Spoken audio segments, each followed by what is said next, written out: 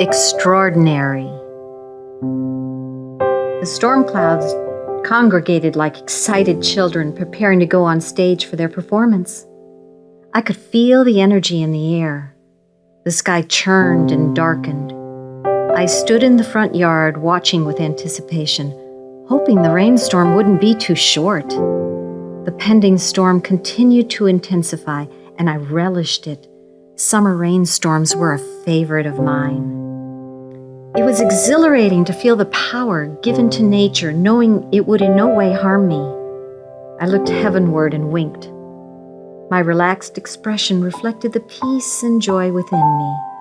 How restful it was to express trust in His protection. How fun it was to watch as He watered the earth He had created for us to share.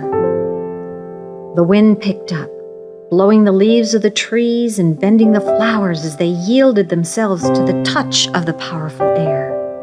The movement of the clouds, trees, bushes, and flowers turned into a natural performance in union with the wind. My grin exposed my thoughts, echoing the delight in my heart.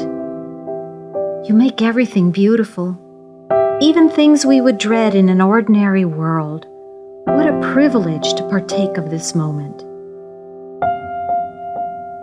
Sharing this with you, too, is my pleasure.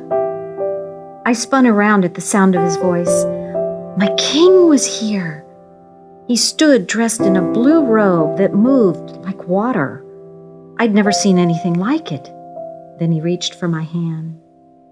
Delighted at being in His presence, I quickly grabbed His powerful hand. It was strong and tender. The moment my fingers touched the scar on His wrist, warmth enveloped my hand. How wonderful to have you visibly with me, I said. He looked at me with such an expression of happiness that I giggled like a child. The rain started to fall about half a mile from where we stood. The wind, now stronger than before, almost took the breath out of my lungs. Still, my excitement held fast. Then a lightning bolt split the sky with white light, and thunder boomed, shaking the ground. I love this storm, but I don't want to get soaked. Can we go under the protection of my front porch? He gave me a quizzical look, but didn't move. The rain was falling faster and was almost upon us.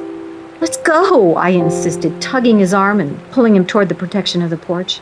He nodded, and we made a run for it, reaching the landing just before the clouds released their watery treasure.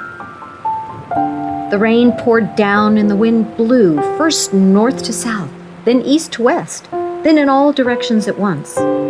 It was as if the storm was washing and scrubbing the atmosphere. It was thrilling to watch. Next, the rain came down in sheets, but not so heavily as to destroy anything. I noticed several dead branches fall from some tall trees. What an interesting way to prune the trees, I thought.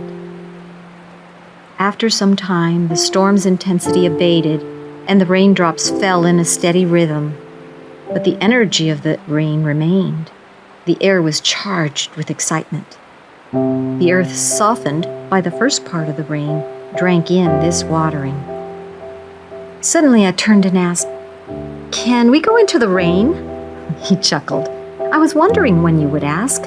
In fact, you surprised me when you wanted to run to the porch." Well, I was still uncertain, but being with you here and watching your power at work has strengthened me.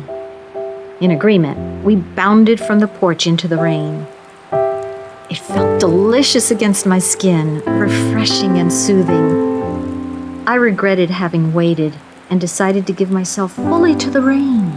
I ran around the front yard, lifting my arms and shouting. The trees lining the yard swayed as if welcoming me into their world. When I stopped, I glanced down at my clothing.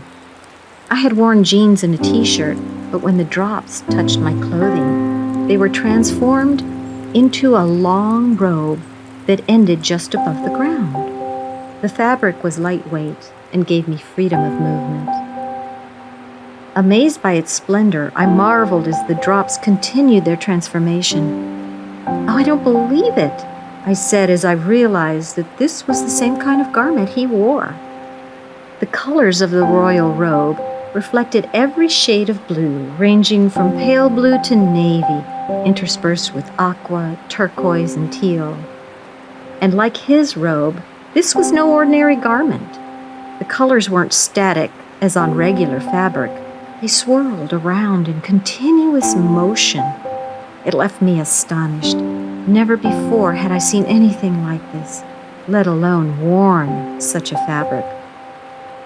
There was more. Not only did the colors swirl, but points of light began to appear and disappear in an unpredictable way.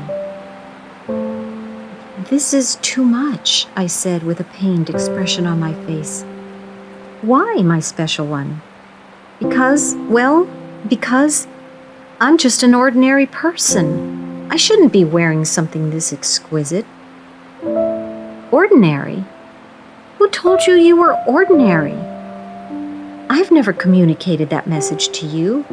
Quite the contrary, you are extraordinary," he said, placing an emphasis on extra, turning the one word into two. "I made you to be extraordinary because this was my original plan. I created you and all humans to fellowship with me without end. Can the focus of my love be ordinary? Am I, the true and living God, ordinary? Oh, of course not. That's not what I meant." He put his finger to my lips to keep me from saying more. "Think, child, it is what you meant, because you have ignored the truth that I live within you. By negating this truth, you keep yourself small and you limit me." I looked down at the ground.